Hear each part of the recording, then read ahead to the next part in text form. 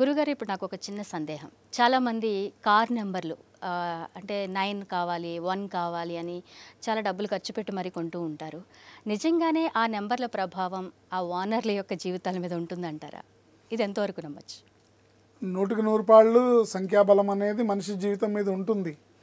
ఎక్కడ నంబర్ ఉందో, ఎక్కడ పేరుందో అక్కడ నంబర్ ఉంటుంది, ఎక్కడ నంబర్ ఉందో అక్కడ ఆ సక్సెస్ ఉంటుంది. నంబర్ అనేది పనిచేస్తుంది. నెంబర్ అనేది ఎందుకంటే ఇది నెంబర్ గేమ్ అంటారు. 9 గ్రహాలకి 9 నెంబర్లు రిప్రజెంటేటివ్స్గా పనిచేస్తాయి.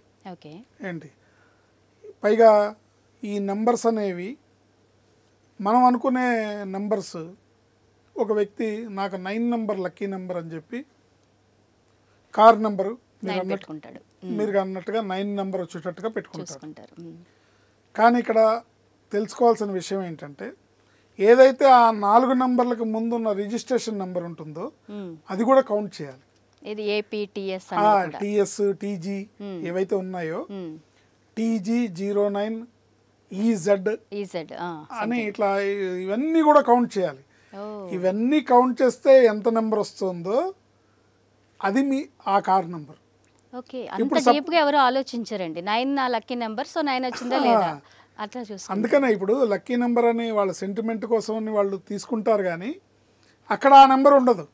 ఓకే, సపోజ్ అనుకోండి, ఒక నెంబరు ఒక వ్యక్తి 5 లక్షలు 10 లక్షలు ఖర్చు పెట్టి కొనుక్కుంటారు. ఏంటి 50 లక్షలు పెట్టిన వాళ్ళు కూడా ఉన్నారు. నెంబర్ కోసం పెట్టి నాకు ఆల్ 9s నెంబర్ కావాలని తీసుకున్నాడు అనుకోండి. 9 9 9 9 ఆల్ 9s కావాలి. సో ఆ 4 నెంబర్లు కూడితే 9 టోటల్. 9 9 18 27 36. ఓకే, ఇక్కడ పక్కన రిజిస్ట్రేషన్ కూడా ఉంటుంది కదా, టీజీ 09 CZ అని ఉందనుకోండి. అవన్నీ కూడితే ఇది 9 కాకపోయినా ఇవన్నీ కూడితే వచ్చే నెంబరు మీకు ఫేవరబుల్ అయితే పర్వాలా, మీకు యాంటీ నెంబర్ అనుకోండి, దానివల్ల ఉపయోగం లేదు, దానివల్ల కష్టాలు వస్తాయి, యాక్సిడెంట్లు అవుతాయి. ఇప్పుడు మొత్తం కూడితే సపోజ్ అనుకోండి 8 వచ్చింది, ఈయన టోటల్ 8 అనుకోని కొన్నాడు, కానీ అవన్నీ కూడితే టోటల్ 8 వచ్చింది అనుకోండి, పడదు. 8కి 9కి పడదు. దానివల్ల ఏమవుతుంది, కారు తరచుగా రిపేర్లు రావటం, యాక్సిడెంట్లు అవ్వడం ఇలాంటివి జరుగుతుంటుంది. అందులో రాకూడని నెంబర్లు ఉంటాయి కొన్ని. అంటే ఇబ్బంది పెట్టే బ్యాడ్ లక్ నెంబర్స్ ఉంటాయి. ఎట్లా గుడ్ లక్ నెంబర్స్ ఉంటాయో అట్లా బ్యాడ్ లక్ నెంబర్స్ కూడా ఉంటాయి.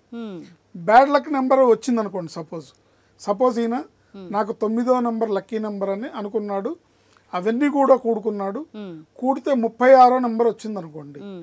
36వ నెంబర్ వస్తే అస్తవ్యస్తమైన పరిస్థితులు ఉంటాయి. ఓకే, 9 టోటల్, కానీ 36 వస్తే అది అస్తవ్యస్తమైన నెంబరు. సపోజ్ అనుకోండి 18వ నెంబర్ వచ్చింది అనుకోండి, 9 టోటల్, నువ్వు అనుకున్నట్టు 9 అవ్వచ్చు గాక, బట్ 18 వచ్చింది అనుకోండి, డబల్ డిజిట్లు మొత్తం కొడితే డబల్ డిజిట్లో 18 వచ్చింది అనుకోండి, ఆ 18 నెంబర్ యాక్సిడెంటల్ నెంబర్. సో ఇలా నెంబర్స్ అనేది మనం చూసి తీసుకోవాలి తప్ప, మనం ఫ్యాన్సీగా డబ్బులు ఉన్నాయి కదా అని ఖర్చు పెడితే, నువ్వు ఒక నెంబర్ కోసం ఒక 5 లక్షలు పెడుతున్నావు అంటే ఆ 5 లక్షలతోనే ఎంతోమంది భోజనం చేయొచ్చు. ఇబ్బంది పడేవాళ్ళు, ఆర్థికంగా ఇబ్బంది పడేవాళ్ళు, అన్నానికి లేటగా అలమటించేవాళ్ళు ఎంతోమంది భోజనం చేయొచ్చు.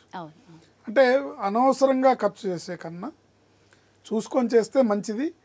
మనకు సత్వాలు, ఇప్పుడు మనకు లక్కీ నెంబర్ అనే సెంటిమెంట్ ఎందుకు పెట్టుకుంటాం, మనకు మంచి జరగాలని. సో జరగకపోగా అవి తిరిగి యాక్సిడెంట్లు అవ్వడానికి, ప్రమాదకరమైన పరిస్థితులు రావడానికి, ఇబ్బందికరమైన పరిస్థితులు రావడానికి కారణం ఈ నెంబర్స్. కనుక నెంబర్ తీసుకునేటప్పుడు మీరు ఓన్లీ 4 నెంబర్లు కాకుండా ఆ మిగతావన్నీ కూడా లెక్క పెట్టాలి. ఎందుకంటే ఇంగ్లీష్ భాషలో ఉన్న A to Z వరకు ఉండే అక్షరాలు అన్నీ కూడా సంఖ్యాపరమైన విలువలతో కూడుకొని ఉంటాయి. అవి అక్షరాలు కాదు, అంకెలు. ఈ విషయం గుర్తుపెట్టుకొని 2 సిస్టమ్స్ ఉంటాయి దీంట్లో. ఈ 2 సిస్టమ్స్లో కూడా రాంగ్ నెంబర్ లేకుండా పెట్టుకోవడం వల్ల మనం సత్ఫలితాలు సాధిస్తాం. చాలా బాగా చెప్పారు గురుగారు.